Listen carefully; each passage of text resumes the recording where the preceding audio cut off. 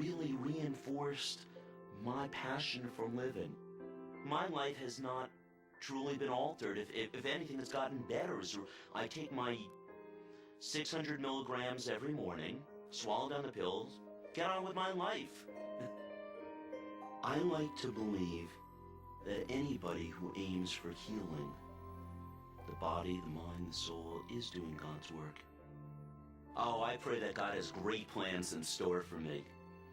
And if this happened for a reason, the journey is just going to continue. Without a question, Greenwich to me is representation of God's work here on earth. Absolutely. Together we say, Amen.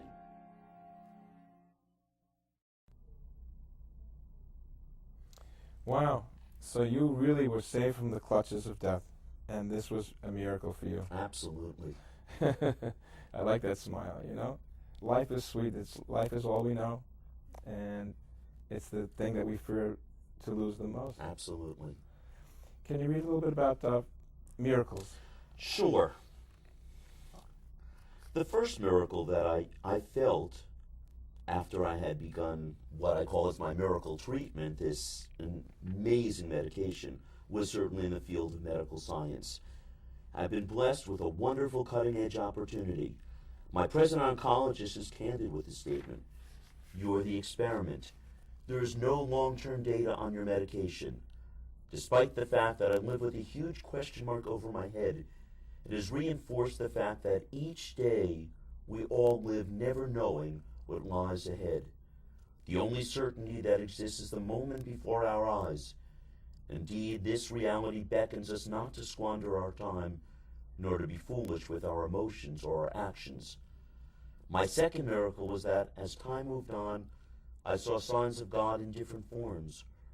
Early on, I received wonderful letters and offers of support from friends worldwide and from my many dear congregants who saw me as far beyond an employee, but as someone whom they truly wished to support. As a result, my relationships with many wonderful people within our temple family broadened and deepened. My friendships have blossomed, and at the risk of sounding overly melodramatic, I see the angels, the emanation of God, the spark of the divine within those who have touched my life. Wow. That is beautiful. Thank you. You know, I think if there's anything that can be learned about the meaning of life, you just read it. I think I was given a tremendous gift. I think in a way it was as though I had had a present given to me, and I've never thought of it in these terms. But it was still in the bag, or the wrapping paper was on it. Yes, yes. And it took this diagnosis for me to unwrap and truly understand the present. Yes. So, and the present, no bad pun intended, was the present, what was before me. That's right. The greatest gift is the present. So, you know, folks, we really have to wake up and count our blessings. This is it. You just heard it. And this is the great lesson that all of humanity needs to learn. Don't take your life for granted. Appreciate every breath that you're given. Appreciate every day that God has given you to be on this earth. Make good use of your time, because eventually all of our lives will come to an end. May it be longer. You know, may we all live to be 120, like our father Moses. But this is it.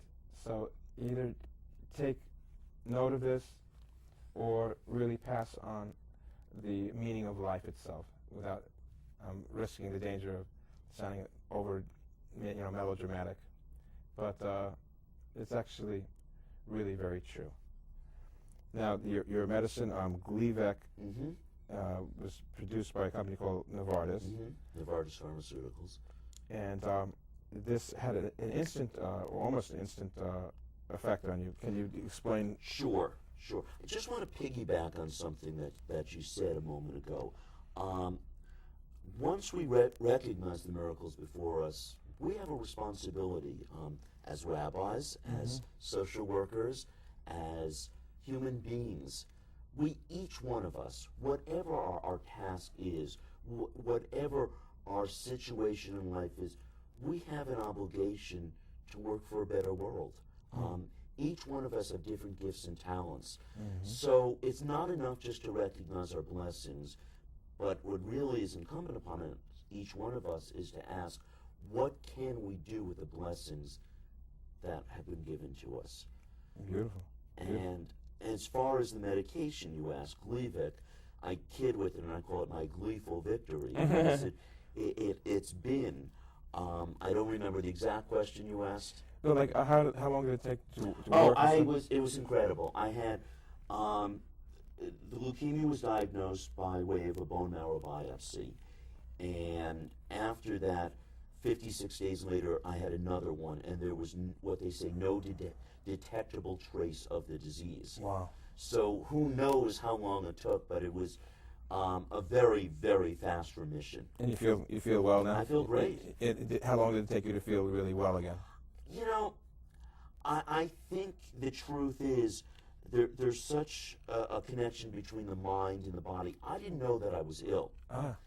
Now, did I feel tired? Sure. I was a congregational rabbi. I had 2 children, lots of things going on in my life.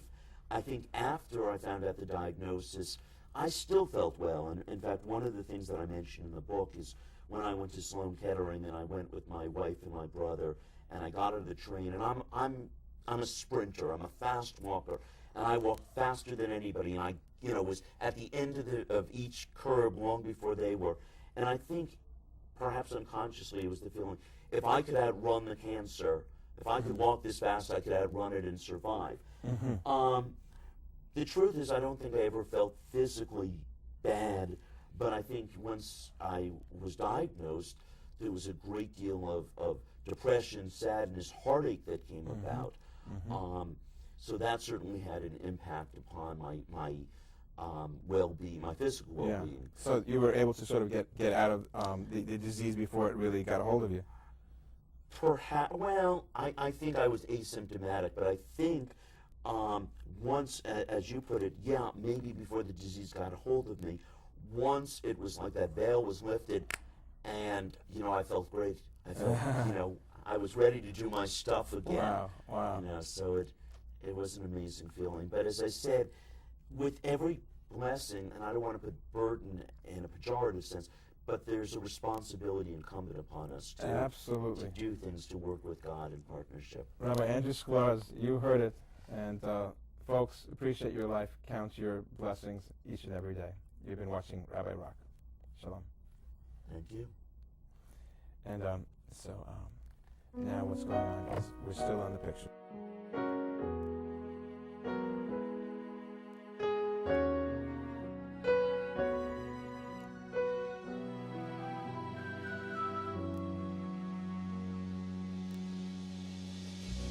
Take my hand and walk with me. Let me show you beautiful things. The world is waiting. The world is waiting for us to see. The autumn leaves begin to fall. Soon the snow will cover all. The world is waiting, the world is waiting for us to see. God's glory fills